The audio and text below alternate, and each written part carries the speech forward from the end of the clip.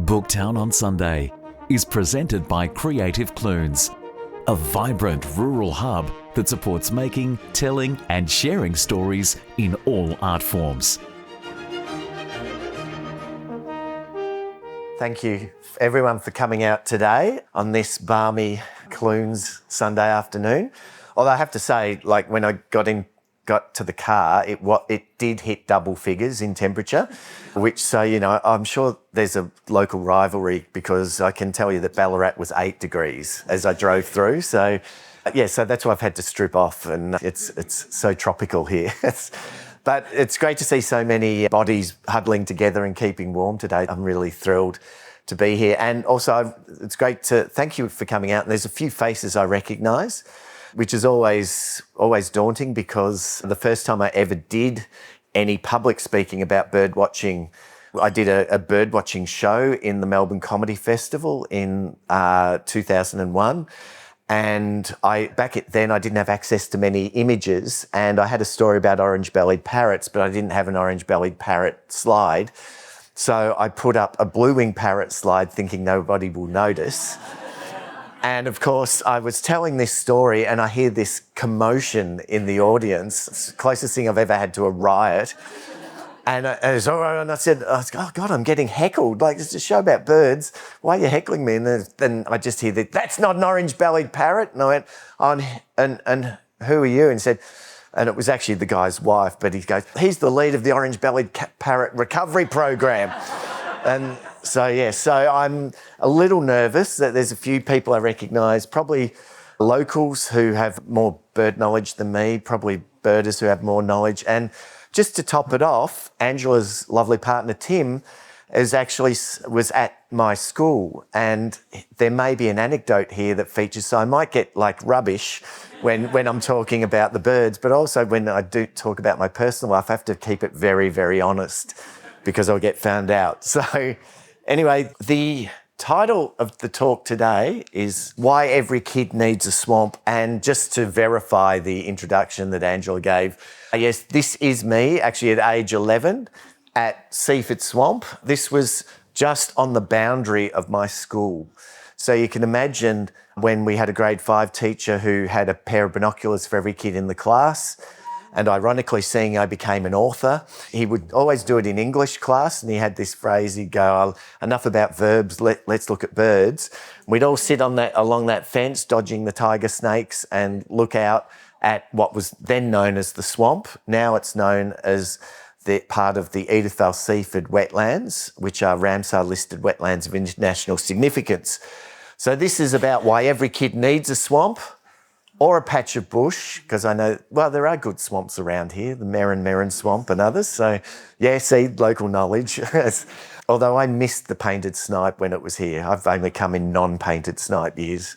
And also why every swamp needs a kid, or anyone really. So my story begins here at Seaford. This was the same day at the age of 11. So I said I'd already been a bird watcher for a year, so you can see I had this cocky swagger of a veteran.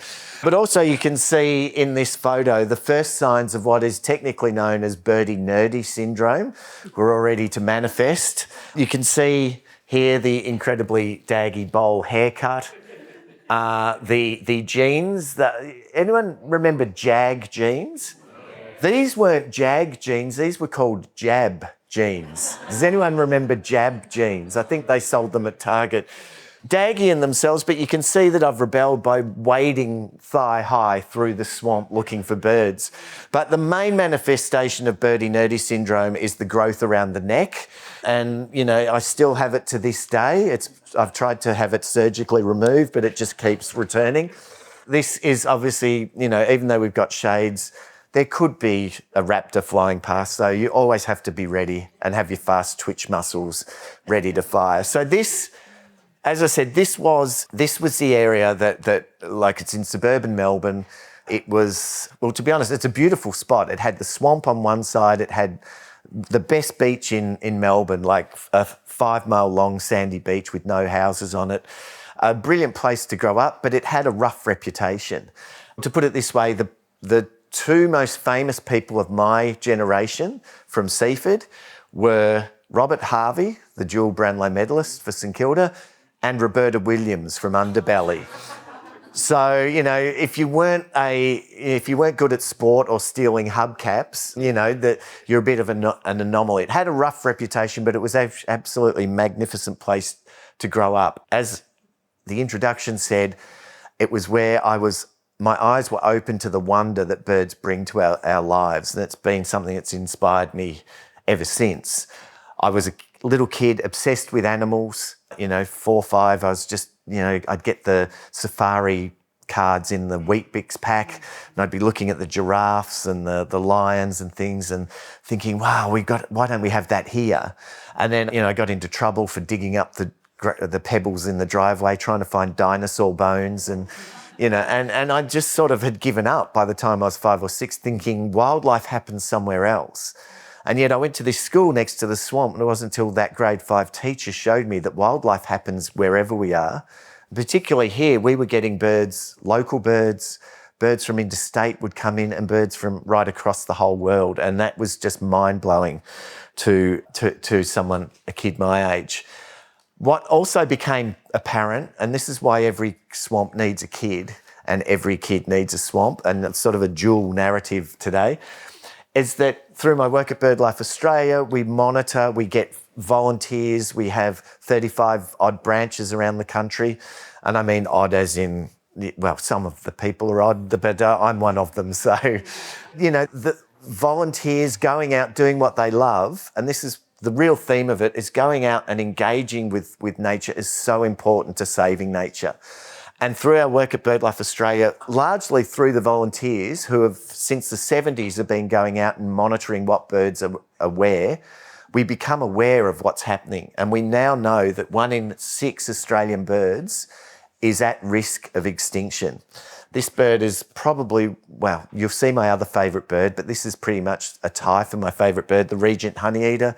Once upon a time, not that long ago even, was still in this area, would turn up occasionally and breed. But Regent Honeyeater is essentially extinct in Victoria, and we just have a very small population centred within about 100 kilometres of the Blue Mountains. And if you go through, this is the Plains Wanderer, which again was found just to the north. They're one of the last remaining populations of this incredibly unique bird. There's no other bird like it in the world, genetically. It looks like a quail. It's actually in the shorebird group of birds. It looks like a quail with a kind of mini emu head on it. And they live in native grasslands, of which there's only, about 1% left in Victoria from the original. And that's one of the 18 critically endangered birds that we have. Overall, we have about 1,200 birds, species and subspecies of birds in Australia. And as you can see here, 18 critically endangered, 69 endangered, 77 vulnerable. Actually, I put this slide together last year. It's probably gone up since then. And then there's probably about another 30 to 40 that are classed as near threatened. So they're teetering on that, to use the train metaphor while we're here. That extinction train, they're queuing up at the platform to get on the next carriage. So what I'm going to be talking about is how birds enrich our lives, but how that enrichment for us, we need to pay back. So this is the other favourite bird that I have. Again, this is a bird that's almost gone extinct. You do get it if we broaden out the district. So there are still a few pairs of this bird, a few family groups of this bird in the Bendigo area, but otherwise you have to go further north to Kerrang and east over to Violet Town to really see them in Victoria anymore. I'm sure someone knows what this group of birds is. Anyone? No? Yes, it's a grey-crowned babbler. We still, around here, get the white-browed babbler, but grey crowns are a much more open woodland bird, and unfortunately not in southern Victoria anymore. And just to sort of contextualise things, this is where the school story comes in, Tim. I was at Seaford, the rough place. How rough it was, I was due to go to the high school there, and the local high school, and I was sitting in grade 6 watching a current affair with my parents, and they had one of those stitch-up stories. And the story was classic current affair thing. And I've spoken to teachers at that school since, because I've given talks there in the last 10 years or so, and there's a couple of teachers still there. It was a whole political thing in Victoria in the late 1970s, early 80s. And we had the education minister or opposition spokesperson was the local member. Apparently it was a stitch up to make their policy bad, look bad. But it was a classic current affair. They had, imagine, you know how they use sepia tones to make everything look more sinister? And they had the shot of the local school with a girl with a school bag over her shoulder. And then they slowed the footage down, turned it into sepia, and then had that didgeridoo kind of synthesizer sound that they have. And then the voiceover guy, the one who had just overdosed on the Essendon supplement saga, like who had the most unnaturally deep voice in the world, he said, "Is this the worst school in Australia?" And then the girl in slow motion turned around, she had a cigarette in her hand and she just gave 2 fingers to the camera with a...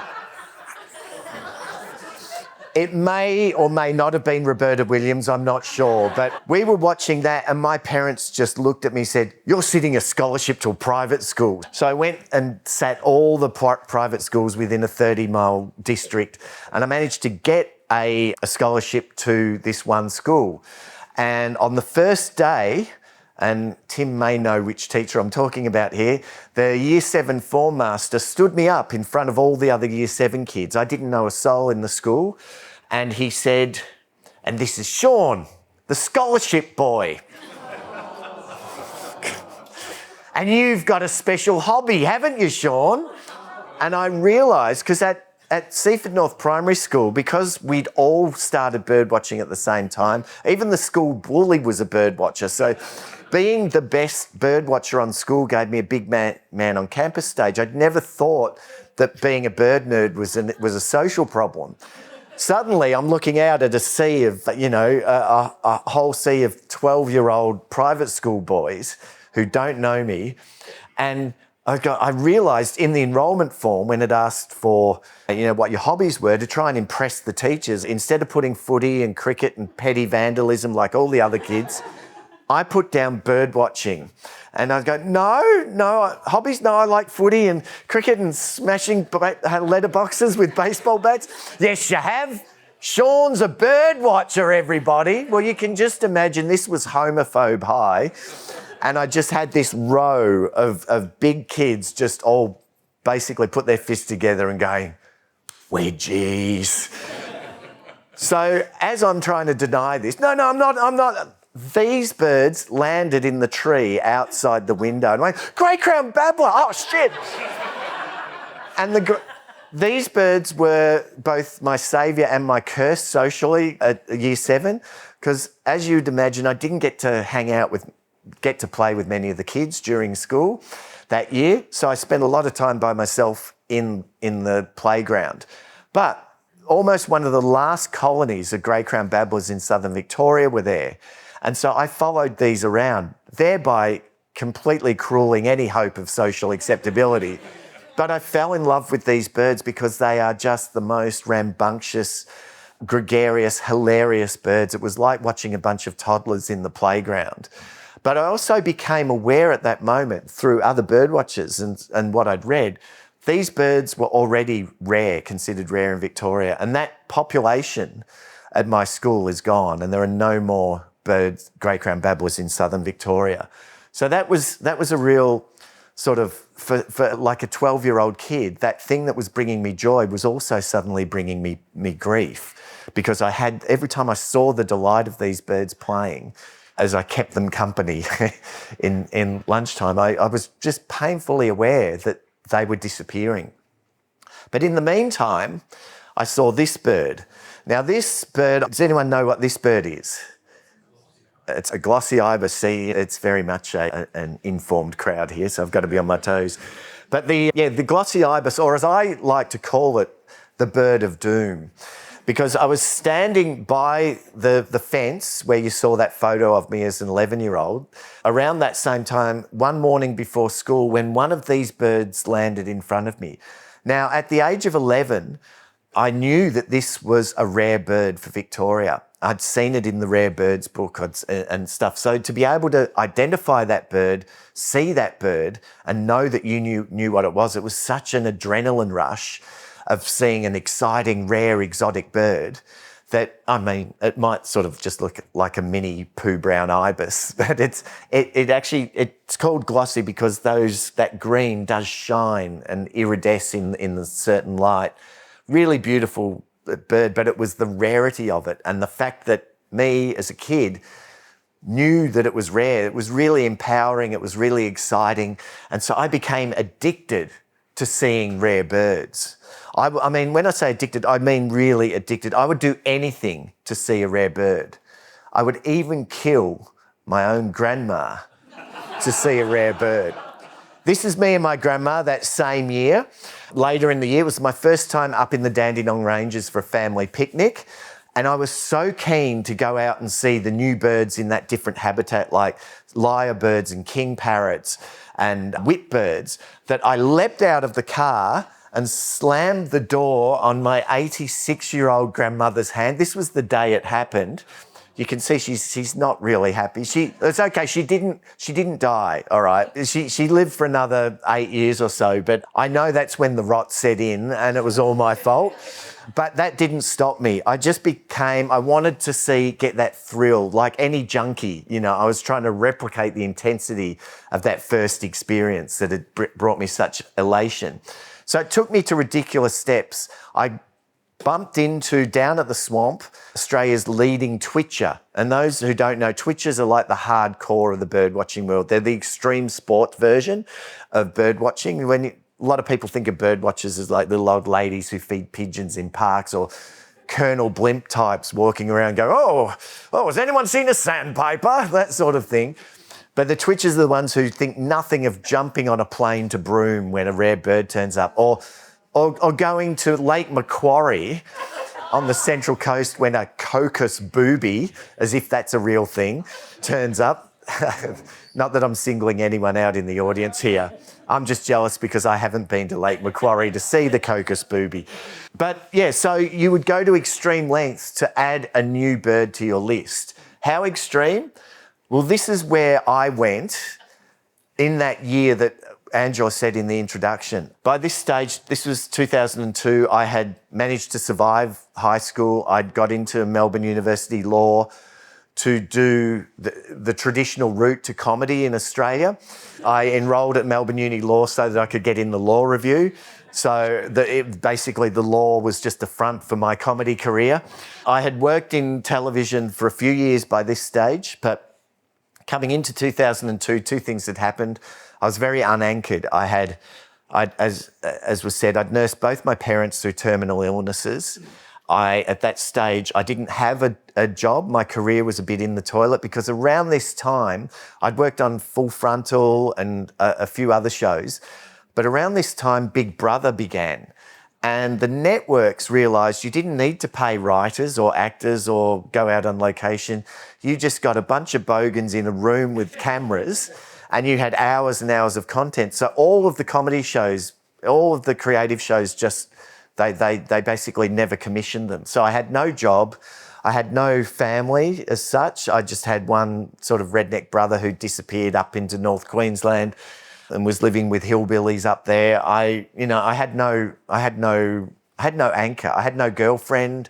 I don't know whether it was the bird watching that was the thing, the long absences, the intense focus, the fact that I liked them to make cassowary noises. I don't know, but I was really untethered. I didn't know how to process what was going on, so I decided I would just take off and fulfill my childhood dream of seeing the most birds in 1 year that anyone's ever tried. So this is where I went in that year. The blue are the air trips. Luckily I wasn't, I basically didn't use electricity too much. I camped a lot. So hopefully my carbon footprint was slightly less. But, so I travelled something like, it was 80,000 kilometres by road and 60,000 by air over that year, insane 12 months. But it was the most brilliant 12 months of my life, and it was completely, literally life-changing. So, how do you break a record? You have to, it's like the previous record had been 633 species seen in Australia, and that was held by an Englishman, and he had come out here to go spend a gap year or whatever he was out here for, and he was going around Australia, and someone said, "You're going to break the record." So he ended up seeing 633. I went through the list of birds that I thought you could realistically see, and thought I could get to 700 because he didn't go to the offshore islands. So I thought I could. I showed it to a few other birdwatching friends. I'd been a birdwatcher for 15 or more years by this stage. And I showed the experts and they said, yeah, it's possible, although there's a couple of those birds on your list that are actually extinct. So apart from those, it was possible. How do you do it? It's like a jigsaw puzzle. Birds are like us. They need three things to survive. They need food, they need shelter, and they need a community. They need a family to create the next generation. But it's those three things in combination around the country. Every permutation is different. Every combination is different. So each bird has a specific requirement to meet those three things. So they occur in different areas at different times of the year.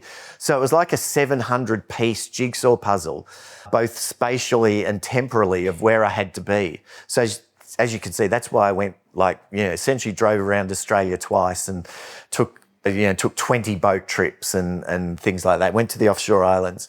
How to do it? I focused on trying to find the really rare ones, make sure I got them, and the others hopefully would follow. Didn't always quite work out like that, but I did, so we've already seen the plains wanderer, which I got at Terek National Park up south of Echuca. Then, you don't have to go that far to see some of the rarest ones. The orange-bellied parrot, famously rare species, is found, the majority of the population in winter are found within an hour of Melbourne. Then I had to go further afield. This bird is a wagtail. It's not related to our willy wagtail. This is a Northern Hemisphere group of species closely related to pipits. We were on Christmas Island because there's birds there that nest there every year and nowhere else, including Christmas Island frigate birds and Abbott's boobies and things, but also lots of birds that overshoot their migration from Asia. And this white wagtail, we found 4 of them on Christmas Island. This was at the Christmas Island tip. This was also around the time of the Tampa when they set up the refugee camp there, and ever so considerate, our government set up the camp next to the Christmas Island tip. And while we were there, somebody had dumped 200 chicken carcasses, and the place stank, but there's so many flies and maggots and things for the birds to eat that I think the smell went right over to Java, and all these wagtails turned up at Christmas Island. So here were we seeing these amazingly beautiful birds in the worst circumstances, literally next to, it was the most sobering moment of the year, because we were looking at this bird and celebrating a new bird for my list, while there was literally a little girl watching us from behind the razor wire. It was amazing where birds take you in the world and how they intersect with what's going on in other areas. And then it was places to Lord Howe Island, this is how I'd always imagined this subtropical paradise in my mind. This is what it looked like when I was there. And I was there, by this stage, this was towards the end of the year, I was getting close to that record, and I'd seen most of the stuff, but there's a couple of birds, seabirds in particular, but there's also one bird which is a great conservation success story, which I'll actually talk about a bit later, the Lord Howe woodhen.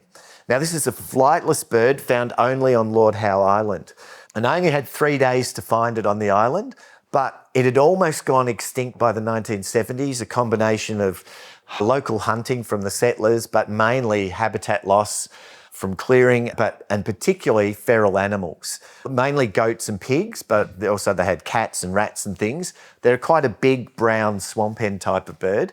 By 1970s, they only existed in the tops of these mountains, basically where the pigs and goats hadn't destroyed the nests or eaten the chicks or whatever. They couldn't quite get up the top there. Through captive breeding, removal of pigs and goats, and now we finally have a rat-free and mice-free Lord Howe Island, which is bringing back lots of other birds. There were, by the time I was there was supposedly, whereas there'd only been 30 left, right at the tops, there was at least 200 to 300 when I was there. But this was the weather. And I went out every day and could not find a wood hen. It was the last day. The day before, I'd gone out to the best spot, supposedly. And the day before that, there was a couple of ladies from Geelong who were there, and they'd come out with me, and they weren't coming out the next day because we had wasted all day looking for these birds that never showed. They instead sat on the lodge with a cup of tea in the morning as I rode off on the bike. Apparently, while I was in the forest, a pair of wood hens came out on the lawn. And so they got great views and I saw nothing. So the very last day I was panicking, I was really worried, went back down there again, and I'd been reading about it and reading about a local, like Ian Hutton, who'd written a book about the birds of Lord Howe. He had an extract from one of the settlers in the early 1900s who said whenever they wanted some fresh meat for the Sunday roast, they used to go out into the forest and make a noise that the birds hadn't heard before. And because they never had predators, they used to just come out curious and they'd blast one and then they'd have roast dinner that day. So I was there thinking, okay, it's 2002. There's been tourists on the island since the 30s. They've heard a lot of things. What would attract a wood hen that they would never have heard? And I was thinking, well, I was looking around all the people, like the ladies that had the, had the cuppa on the thing. I was thinking, it's mainly retirees that come here. I bet you they've never heard rap music. So I was in that Kentia palm rainforest, basically started beatboxing. So I was like, boom, boom, boom, boom, nothing. Boom, boom, wacka, wacka, whack, and absolutely nothing. So I was desperate. So I started just singing anything I could think of. I was singing Elvis tunes. I was doing Kylie Minogue. I was doing any music I could think of to see if it would spark their curiosity. And nothing worked. Well, one thing did. It wasn't even a song. It was one word or one sound from one song from one artist. And that artist was Mr. Neil Diamond. And I think that some of the audience, like, hands up who was alive in the 70s and who had a copy of Hot August Night. Yeah. I think when Whitlam came to power, he did three things. He made unis free. He banned conscription for the Vietnam War, and I think the government put a copy of Hot August Night in every Australian family's house. That's how I remember it growing up. Anyway, those who know it will know Crunchy Granola Sweet, which I think opens the album, if I'm correct. And it's basically, you can imagine, for those who don't know, Neil Diamond was a singer, 70s, he's in tight spandex by the looks of the cover. In fact, on the cover, he's doing that, which is like, he's sort of miming how large his appendage, I don't know. But anyway, the music starts and it's sort of kind of based on In the Mood by Glenn Miller, but it's got guitars and drums, and it builds up and builds up. The crowd are going nuts and the drums are going nuts, and then it goes boom, boom, boom. And obviously Neil comes out, the light goes on him and he goes, "Good Lord!" And that is what attracts a Lord Howe woodhen. Maybe it's the Lord Howe, they thought it was Good Lord Howe woodhen. I've said this story so many times, I've never made that connection.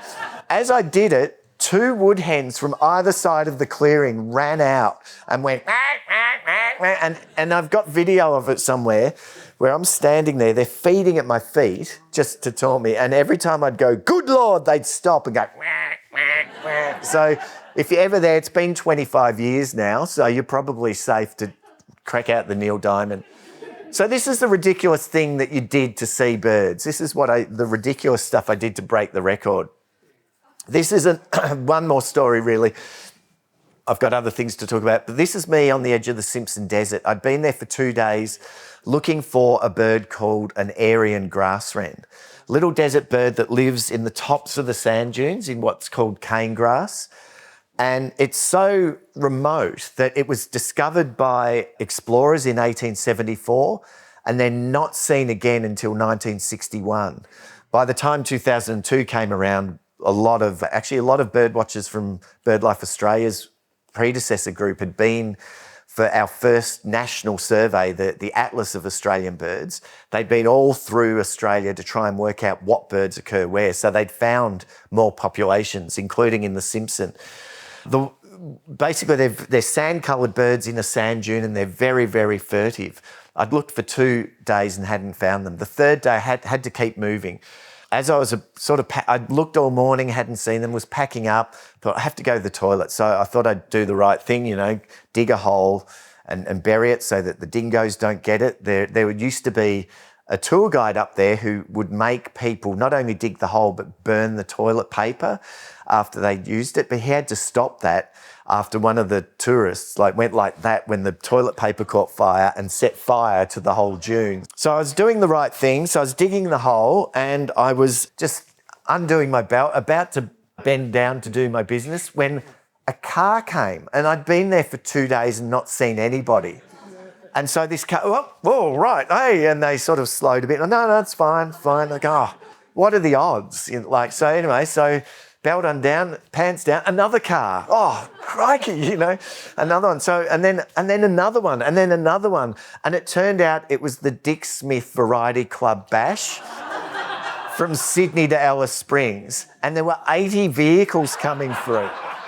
So I had to go up over the sand dune down into the next swale. So there I was, I put my binoculars out of the splash zone and I was there with my pants around my ankles, and then in something from Carry On Bird Watching, I see these 2 birds hopping through the spinifex, and it's they could be variegated splendid fairy wrens or white-winged fairy wrens, but they look bigger. They're probably the grass wren. So it's well, what do I do? So I've got my pants on my ankles. So basically I just grabbed my binoculars and then hopped after them. And then eventually eventually they did see it. Then there was also this. This bird is an Isabeline wheatear. It's this small brown lump on the left of my left. This was the only record ever in Australia. I was in Broome, having driven 20 hours to see another first for Australia. I was in Western Australia and I drove up from beyond south of Port Hedland, saw this bird, the blue and white flycatcher. At the same time, this bird normally breeds on the steppes of places like Uzbekistan, and it normally migrates through India and East Africa. This one took a wrong turn at Tashkent and ended up flying over India, over Burma, where the last record of it was. There was a record in 1980 of one. Then over Indonesia, over all of Australia, and landed in a clapped-out cow paddock in North Queensland. So I had to I heard about this when I was in Broome, so I then had to the Broome airport was closed for surface work, so I had to catch a bus to Derby, catch the plane from Derby to Kununurra to Darwin to Cairns the next day, then hire a car, then go out and see this brown lump, because I couldn't afford to miss it. As you could see, I was getting close to 700 at this stage. It was November and I was on 661. And then I had to try and get a plane back. And by this stage, the plane landed back in Broome and I had to hitchhike to Derby to get my car and continue. So that was a complete waste of that year was a complete waste of my inheritance. It was just before the property boom. I would be sitting pretty now because I could have put a deposit on a house in Melbourne. Instead, I bought a four-wheel drive. I had the absolute year of my life. I highly recommend spending a year by yourself to process grief when you've got pops of joy every day in the form of birds. So I broke the record. I'm sure you remember the ticker tape parade that we had down Burke Street. Yeah, it was the most ridiculous record in Australian history, but it actually was pivotal in changing the course of my life.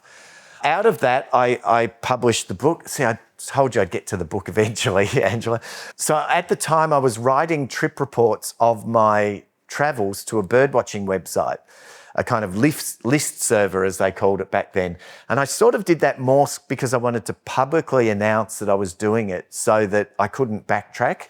Because I thought if I started doing it and after a couple of months, God, this is too hard. So I made a public announcement on New Year's Eve of 2001 that I was going to do this and try and break the record and see 700. Well, back then there were no blogs, there was no podcasting, but basically people started sharing that story from those list servers, and I started sharing it with friends who were sharing it. So you hear about things going viral. This story kind of went fungal. It just went very slowly out. But a publisher at Allen and Unwin heard about it and thought that would make a great book. So we sat down and we decided, like, people had said you should do a book, but they were saying more like a book of where you went, so that people, like a where to go to find birds. There's already a couple of good copies of those sorts of books, and I didn't really want to write that. But this editor at Allen and Unwin loved the story, and she said, look, we don't want to write a bird guide, we want the story. And I said, well, I don't want to write a bird guide anyway. And so we came up with this book, which was written for, hopefully the bird nerds would still love it, but for people who wanted to hear stories, because we've got so many, we have, there were 700 plus stories of birds. The story of the bird, the story of the idiots who chase them, the story of their conservation, their natural history. And it led to many different things. But one of the interesting things was the first time I'd ever, I wrote that. There's a quote at the top, if you write well, you really can write about anything, said the critic who was going, I couldn't believe that this book could possibly be interesting. And that's what I had right from the start. This was only, just over 20 years ago. I knew from travelling that every village had a birder, but those birders thought they were the only birder in the village. Mm-hmm. Wherever I went, it didn't matter who, there was always somebody who was passionate about birds. And I saw firsthand how much Australian people love and engage and connect with their birds. And that's what that story was about, to try and distill that essence about how birds really inspire us. And that did lead to different things. I went back to working comedy for a few years, but because I became known as somebody who could talk about birds and nature in a way that non-hardcore nerds could actually respond to, like, I started to get more and more asked to write more and more for The Age, Australian Geographic, those sorts of things. Then I ended up working at Australian Birdlife, which I'd been a member of all my life and volunteered. In fact, I know Clunes quite well because for about 5 years in a row, I'd come up here at this time of year in this weather to go surveying for swift parrots as part of the work that Birdlife Australia did. But the interesting thing, once I started at Birdlife as the editor, then I became sort of the communications manager because we didn't have that. And from the time of the book to the time of Australian Birdlife, and I'd be trying to get the stories into the media, the stories of the conservation, the stories of the issues, the stories of the amazing birds we have and how quirky they are and how beautiful and incredible stories they've got. And right from the start, it was always really difficult. We were banging on doors and the media, no one really was that interested. But what would happen was always typical, and I remember this, not to single him out, this was just more typical, but one year Mark Holden was the filling in for the nationwide afternoon show over the summer break. Now, those of you various ages will know Mark Holden. In the 70s, he was that pop singer who wore the white jacket with the red carnation and sang, I Want to Make You My Lady. A lot of 70s music references here. Those of you from the 2000s would know he was one of the two idiot judges on Australian Idol, the one who went touchdown all the time. He was filling in, and as I said, this isn't about him. This was just one that stood out because I knew who he was.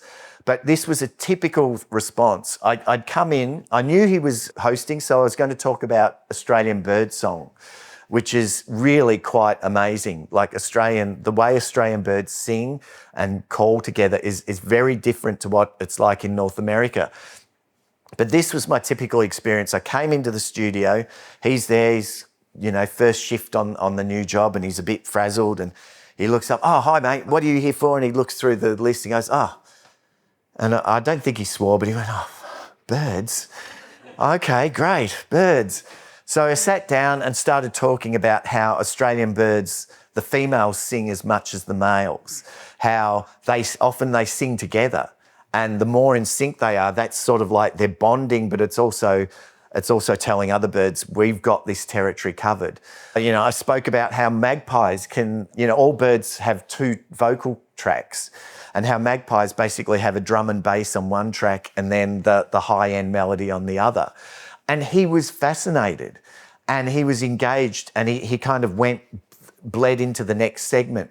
And then when I got off, he's going, our switchboard is lit up. And I said, I know, people love birds. And what we've seen over the years is that people have, like, this love for birds has just got bigger and bigger, and more people are sharing it. And that actually makes a difference. Talking about why every swamp needs a kid, every kid needs a swamp. This is what Seaford Swamp was like that day in 1980, that photo. You can see it was a freshwater swamp. It was in winter, but there was still lots of waterfowl around. It was actually, massive haven. This is what it was looking like during the millennial drought. Some management decisions had meant that the wrong type of water had been put in at one stage. They said, hey, let's keep it going during the drought, but the water had high nutrient and high salinity. So a lot of that freshwater character had disappeared. You can see the salt encrusted. This was during the drought. But the fact that me and those other bird watchers that used to birdwatch it at Seaford, just for fun, just because we loved it, what that meant was that we had this record of what was there. And because we didn't just keep it in our notebooks or just brag to each other saying, I saw a glossy ibis today in your face, that sort of thing, we actually shared it. We shared it with Birdlife Australia through the Atlas project. We shared it with the national shorebird census that was happening, the annual water bird counts that got shared around. And it was through that work of just a couple, me and basically my birding mentor who I met down at the swamp. You can imagine how happy my mum was when I raced back after meeting this guy and another guy called Doug Robinson, who's worked for Trust for Nature, which maybe a lot of people might know from here. And I didn't have my binoculars, so I said, can you hold on, I'll go home. So I rode my bike home, raced in at home, grabbed my binoculars and said, there's two men down at the swamp, I'm going with them, bye mum. And that was the day that photo was taken. That was the year that photo was taken by that birding mentor. And so he had been birdwatching there since 1964. I started birdwatching throughout the 80s. I've been doing surveys there now for 30 years for Melbourne Water, who are the land managers. Basically, that data that we shared, that observation, just doing the thing we loved with no noble cause, just sharing that with the correct authorities, has meant that Seaford was declared, Edithvale and Seaford wetlands are declared a Ramsar wetland of international significance, which means it gets protected by international treaty, so that the local councils and Melbourne Water have to manage that land for those internationally significant values. Now, there was a third swamp in that area that got drained when I first started birdwatching, and locals were really devastated because apparently that was the best swamp of all. And there were more designs on Seaford to create another canal estate like they had with the old Carrum swamp. There was a local committee that set up to try and save the swamps, and they did all the hard yards. They did the lobbying, they did everything. But they wouldn't have had a leg to stand on if they didn't have the data, if they didn't have all of those years of history of threatened species, large congregations of water birds during drought. And so that area got saved because of that little kid and another bird nerd who people would have looked at going, why is that's not his grandfather? But us doing what we loved ended up saving that place. So being part of that was so important to me, to my story. But actually, one of the proudest things I've ever done is just going out and getting my gumboots filled every month since I was 10 and sharing that. And it's actually had, a significant conservation difference. And it can be a swamp, it can be, a local park, it can be anything. If we have people who enjoy those natural spaces and share that with the community and share that with others, like you can't protect something. It's very hard to get anybody interested in protecting anything if they don't care about it, if they don't fall in love with it. So, this was after the drought had broken and the wetlands have been saved and they managed to maximise those values. So, as my friend from Birdlife who took this shot, he always calls it the kakadu of the south. So that was the difference. And this is like a couple of years after that shot. These birds here, the majority in that flock are sharp-tailed sandpipers, which are tiny little birds. They probably weigh about 25 to 30 grams. They migrate from Siberia and Alaska and turn up in my backyard where, as a kid, I thought, well, there's no wildlife here. These birds, the shorebirds, are declining faster than any other group of birds in the flyway between the Arctic and Australia because their habitat is gone. China, Korea in the 90s and 2000s, with the China boom, they basically destroyed 80% of the resting stops, the refueling stops of these birds that would normally come to Australia. And surprise, surprise, a lot of those species declined by 80%. But we saved Seaford, which now has internationally significant numbers of this bird, the sharp-tailed sandpiper. And as the population's gone down, we still sometimes get 2,000 to 3,000 of these birds, which is now almost 3 to 4% of the world population in a suburban wetland. So it just shows you don't need to go to Kakadu to see birds or to protect birds. We need to protect birds everywhere. Who are you calling idle? So that's the sandpiper there, a close-up of the Sharpie, as we call it. But so that's why I say every kid needs a swamp because it enriches your life. By swamp, I'm saying natural area, but also we need, those areas need us and the animals that live there need us. Like even the kookaburra. We did a study at Birdlife taking 400,000 surveys from 1998 to 2013, most of them done by volunteers, like people doing swift parrot surveys or just general surveys with bird data, which BirdLife Australia runs, or with other sort of surveys. And we discovered that common birds even were starting to disappear.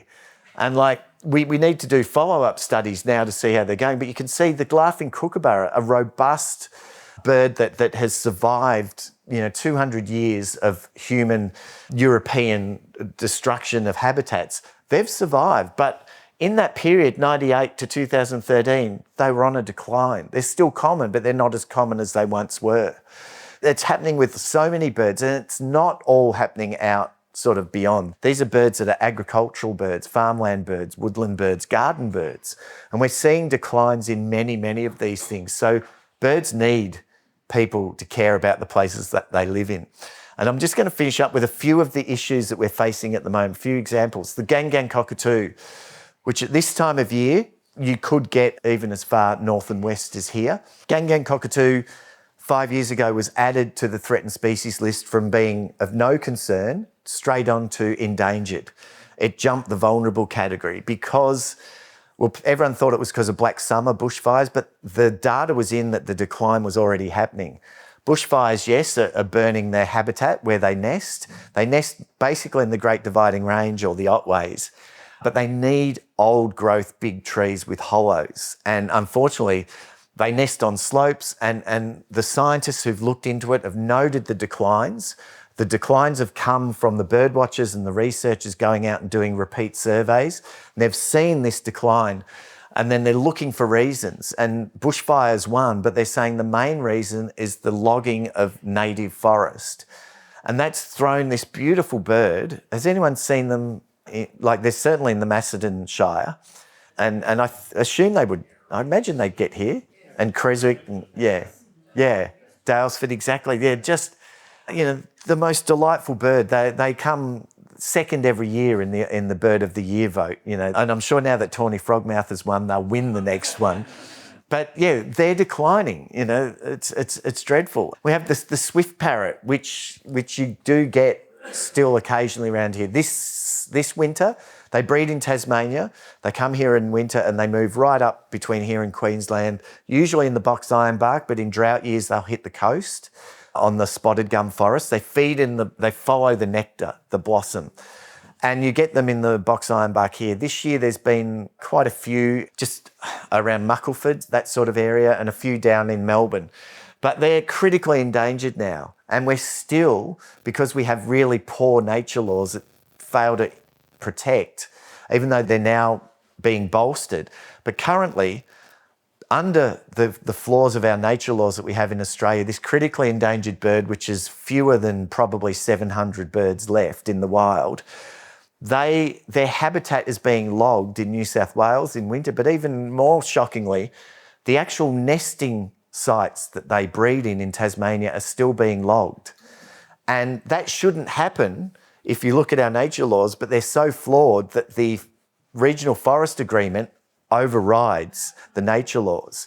So even though we know what's killing swift parrots, the federal government for years have been going, well, there's nothing we can do because it's up to the states and they're meant to be looking after it and we can't intervene.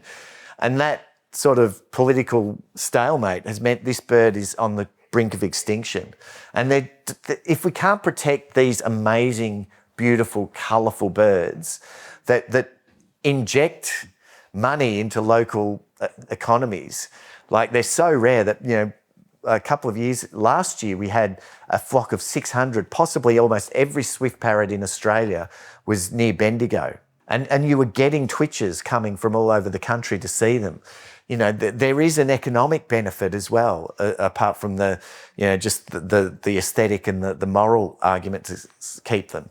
This is like the far eastern curlew, the largest of those shorebirds. Again, it's like 85% of the population is gone compared to 50 years ago. In Port Phillip Bay, where they used to come, there were 2,000 in the 1950s. You're lucky to see 20 now. So, you know, that's from habitat destruction. But we're having wins, and this is the thing. We only get wins because we have the support of people who care, and we only get the information where we need to focus on how to have a win from having people who care, who share what they see with us. And this, like I said, the eastern curlew is severely declining. It's regarded as critically endangered by the Australian government themselves. And yet, for 10 years, they were proposing that an area very important to eastern curlews in Brisbane, on Moreton Bay, that there was a company that wanted to redevelop the ferry to Stradbroke Island. Oh, and while we're at it, we'll actually excise 42 hectares of the mudflats of Moreton Bay, which is an international wetland as well. And we're going to build a marina and apartment complex on those 42 hectares. And that shouldn't happen under the nature laws. But at the time, the then minister said, oh yeah, well, let's play this out. It took Birdlife, with the data, working with local communities who love their swamp, all those kids that love swamps. It took us 10 years to finally get that knocked on the head for the sake of the curlews. But last year it was announced that that development isn't going ahead. And that's just one issue for one bird in one spot, and it took 10 years of concerted effort. So you can see the enormity of things, because these harbour developments are happening everywhere. Forest areas that are being threatened to be logged, or as much as we need renewable power, if you're going to knock down a forest to build access roads and wind towers in areas where there's threatened species, that's not sustainable either. So, but these things are all happening around the country, and these areas, these birds, they need that kid to love them. They need those people to love them. And we do have success stories. Here is the wood hen again. It is now that the rats and mice have been removed from Lord Howe, apparently there's more than 500 wood hens. So we can protect birds. It's easier on an island because there's limited factors. But when you've got birds like the Regent honeyeater or the swift parrot that move, they'll be in Muckleford State Forest today, but in 3 months' time they might be in Dubbo or Tasmania. We have to make sure that we don't just save one or two pretty spots. We actually base our work on the science from the people who provide that science, and we might have a chance. Another recent success we've had, and of all the stuff I've been involved in BirdLife, this is the most happy story we have. This is a tawny frogmouth, a beloved bird. It was the #1 bird in the Bird of the Year last year. This was in my next door neighbour found it on their front doorstep. We have tawny frogmouths in Melbourne. They're quite common. But this bird was just sitting there unwell. Basically, and I took this bird in and then I took it to a vet, and basically this bird died. The vet had to put it down. It had lesions. It had consumed second-generation rodenticide. And that's the new generation of rodenticides that don't break down in the rats and mice when they have them. They often go back. It takes them a couple of days to die. They go back and eat more. So they've got supercharged loads. They go away. A bird like a tawny frogmouth normally wouldn't catch a mouse, but if there's one that's starting to bleed internally and is staggering out on the lawn, it's going to come down and have a free feed. And we found in 2017, as editor of the magazine, I heard about a researcher in WA who'd found that 75% of boobook owls he'd studied, that he was picking up road-killed birds around Perth, 75% of them had this second-generation rodenticide in them. They're not eating the baits, they're eating the animals that eat the baits. And we started doing work, our Powerful Owl project, which is based in Sydney and Brisbane. Volunteers going out, doing incredible things, monitoring powerful owl nests in the middle of the suburbs, saving trees from being knocked down. They basically, over the years, had found a lot of dead roadkill powerful owls. Now, they don't eat rats and mice as far as we know, but they do eat possums, which eat the baits. And we found 36 of the 37 owls we had tested had this second-generation rodenticide, and 60% of those were at what would be considered lethal doses. And we looked at that work where you saw the kookaburra graph. The same bit of work showed that boobook owls across Australia and many other raptors were declining. So we had the smoking gun. It should have been a really easy thing. We actually got together and we published an article about it. We weren't getting much traction. We got together at BirdLife in a planning day in 2019, and we put rodenticide to the top of the list, saying this will be an easy fight. This will be an easy campaign. We should win this within 12 months. Well, it was only this year that finally the regulator has decided to restrict the sale of these rodenticides. And so they're not banning them because they maybe need to use sometime. But as it was, you could buy it at Bunnings or Woolies or wherever with no regard to how you used it. People could throw it out anywhere, and it was killing huge amounts of our wildlife.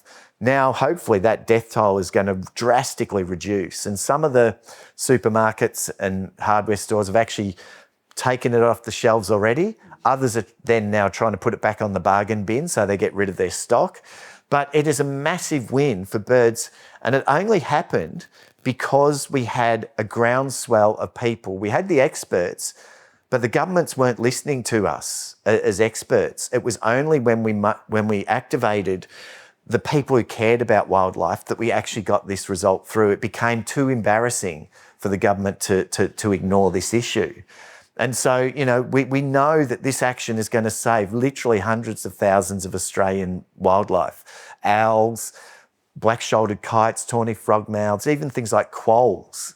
And it was even turning up in tiger snakes, this sort of stuff, and shingleback lizards. It's a massive win, but it wouldn't have happened unless we had people who cared.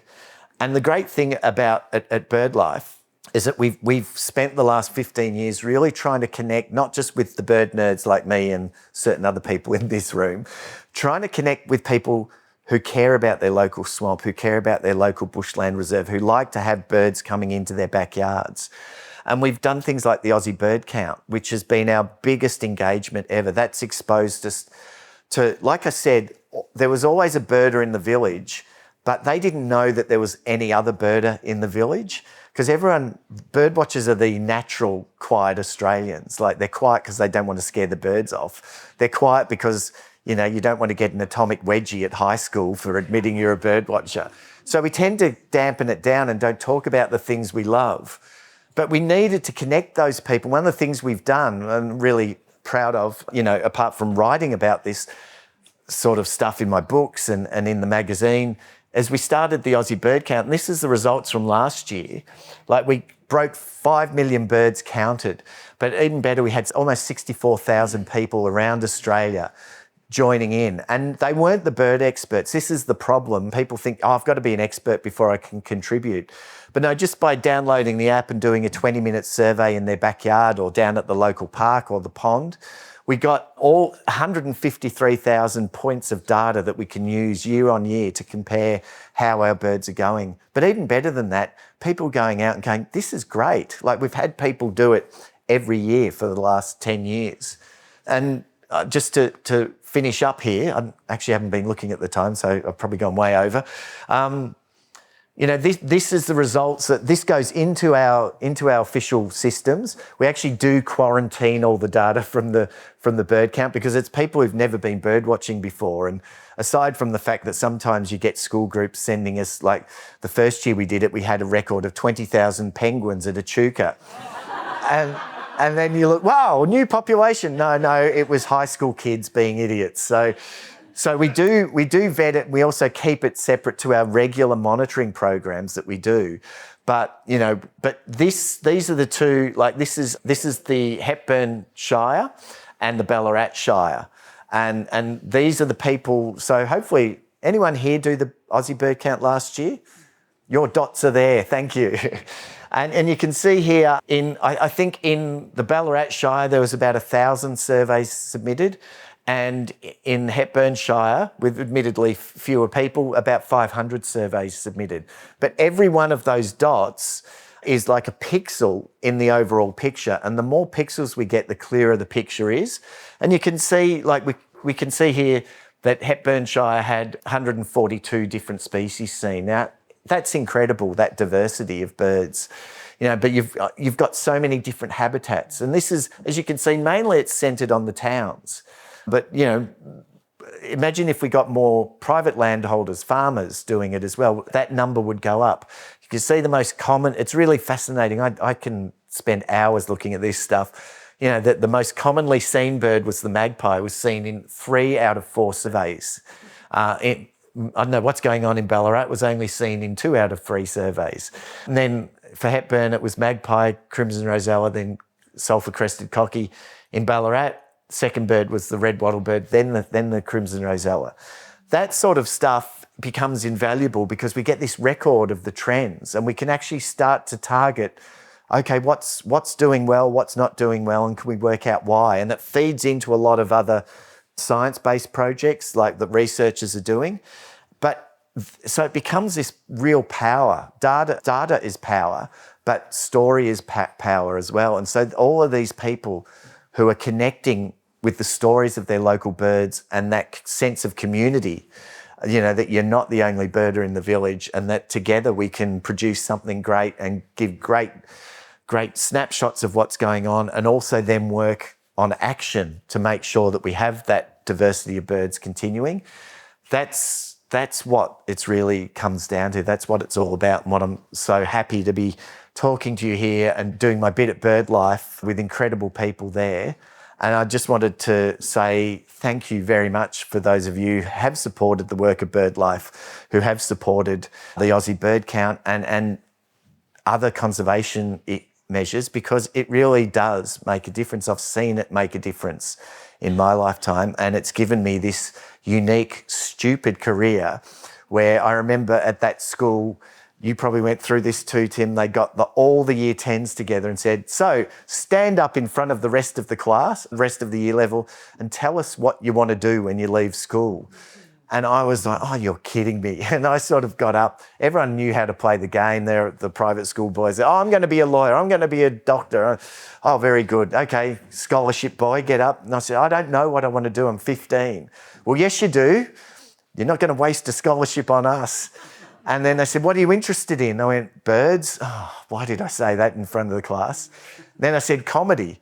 And I also like comedy. I like writing jokes and stuff. And I remember the year 10 teacher, well, there's no such thing as a bird watching comedian. Think again. I went, oh, maybe law. Good, well done, sit down. So anyway, the idea that it seemed ridiculous that I could have had a career in comedy and birds and that they've melded together in some ways, but it wouldn't have happened unless people actually cared. And the work that I've done throughout my life has connected with a lot of people, but they had that care, that passion there. So hopefully I've been able to amplify that and maybe sometimes be a catalyst for that. And certainly the people that I work with are incredibly passionate and dedicated, and they do that every day in their work. But none of it happens without the support of people like you who actually care. So thank you so much for today. Thank you. Yes.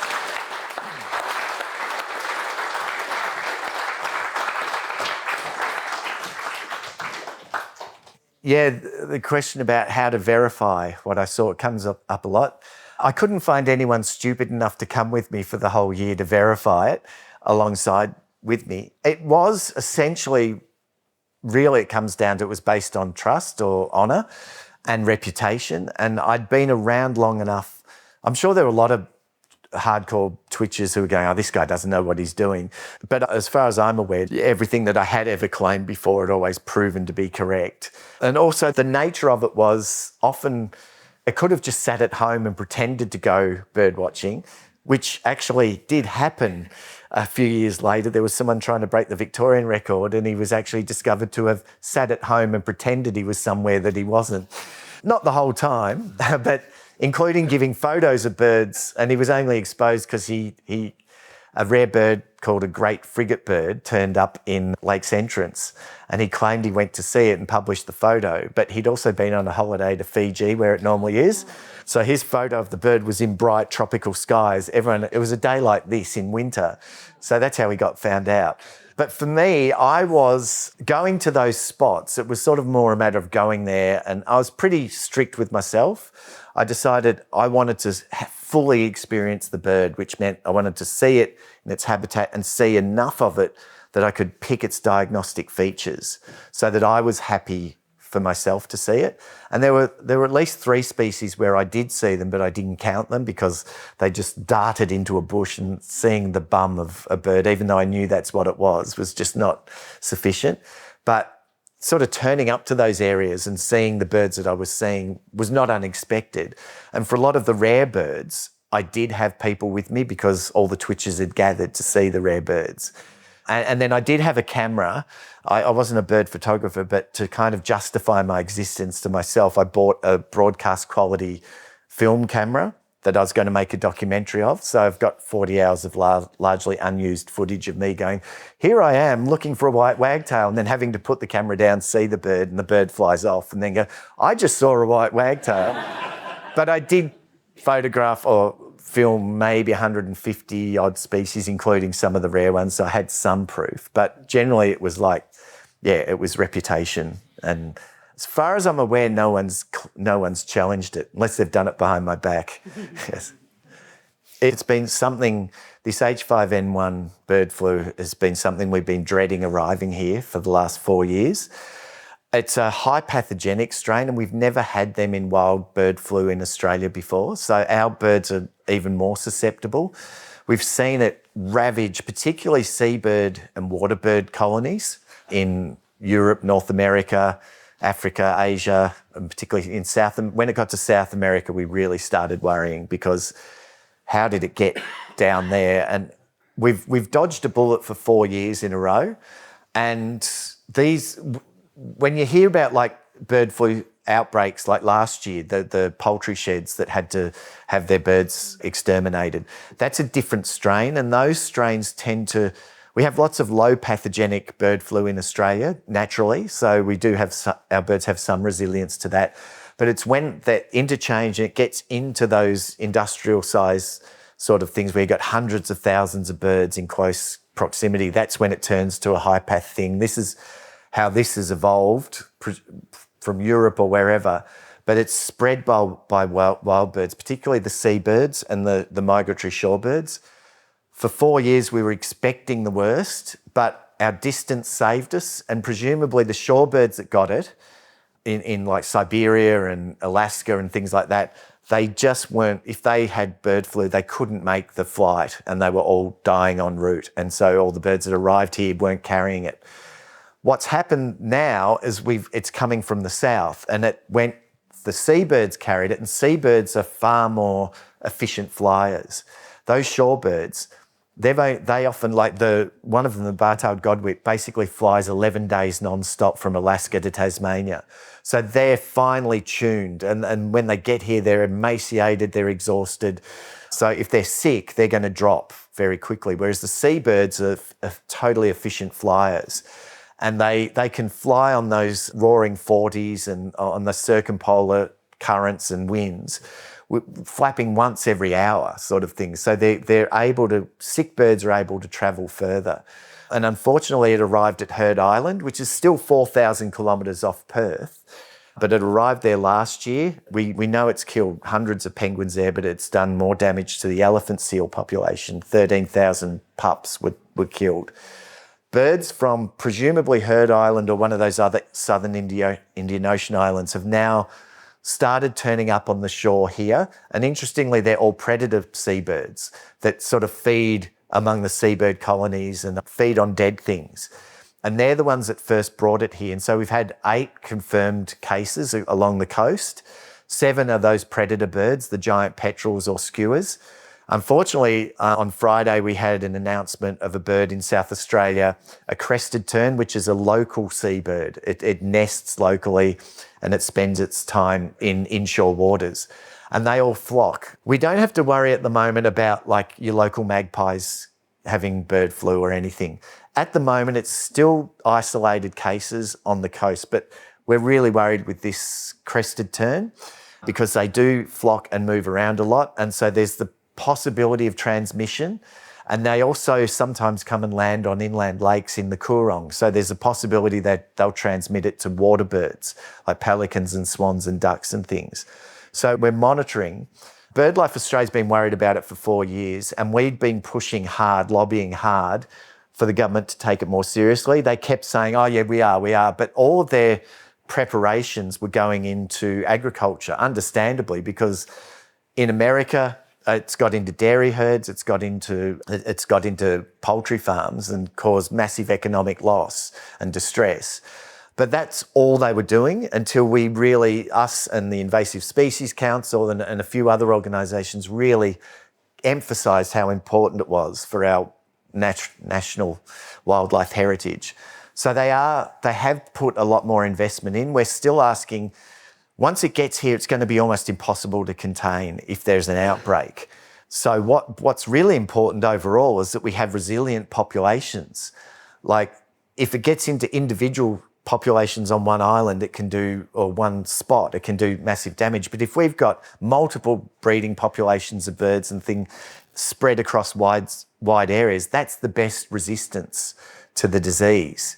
We know that birds will survive it. We don't know how bad it will be for the naive Australian birds, which have never experienced these virus, this particular strain.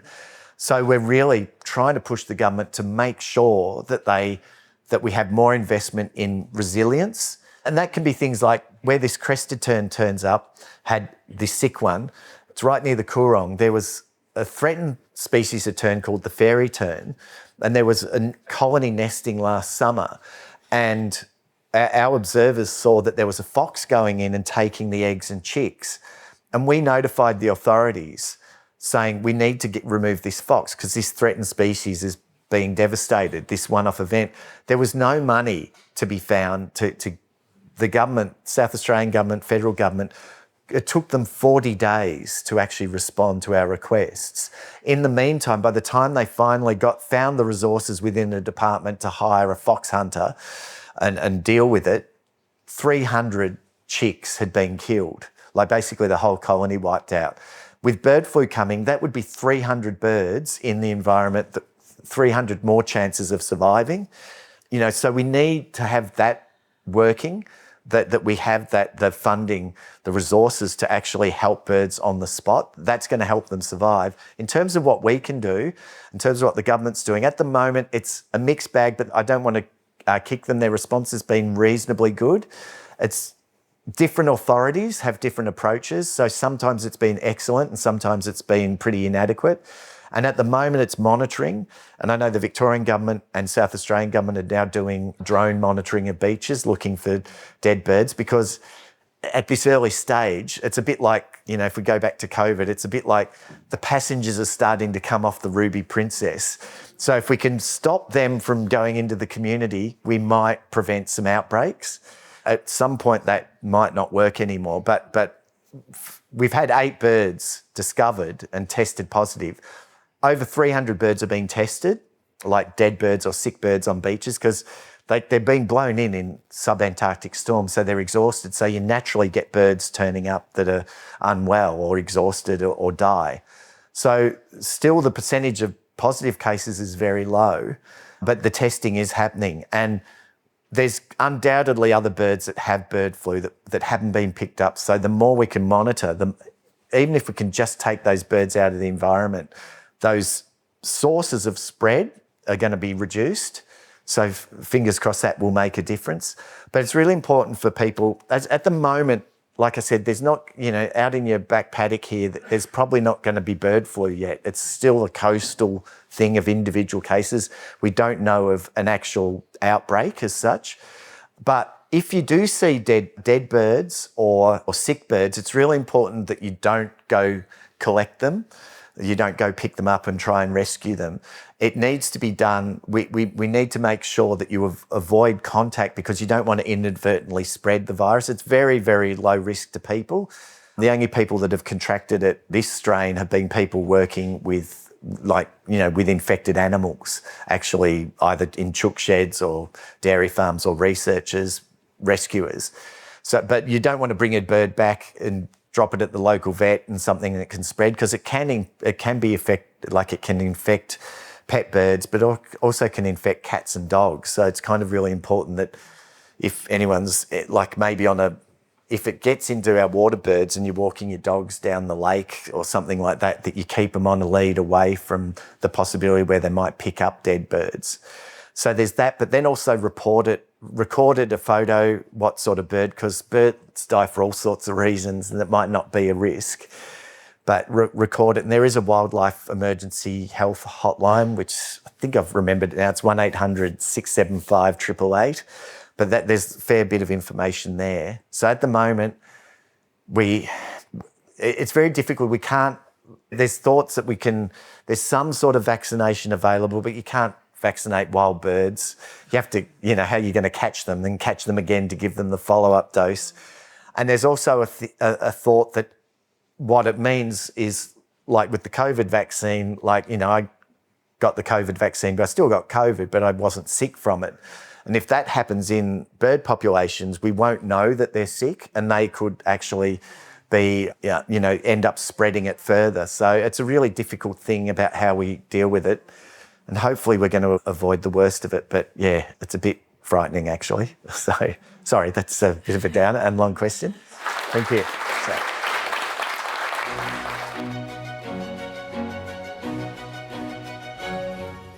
Booktown on Sunday is presented by Creative Clunes.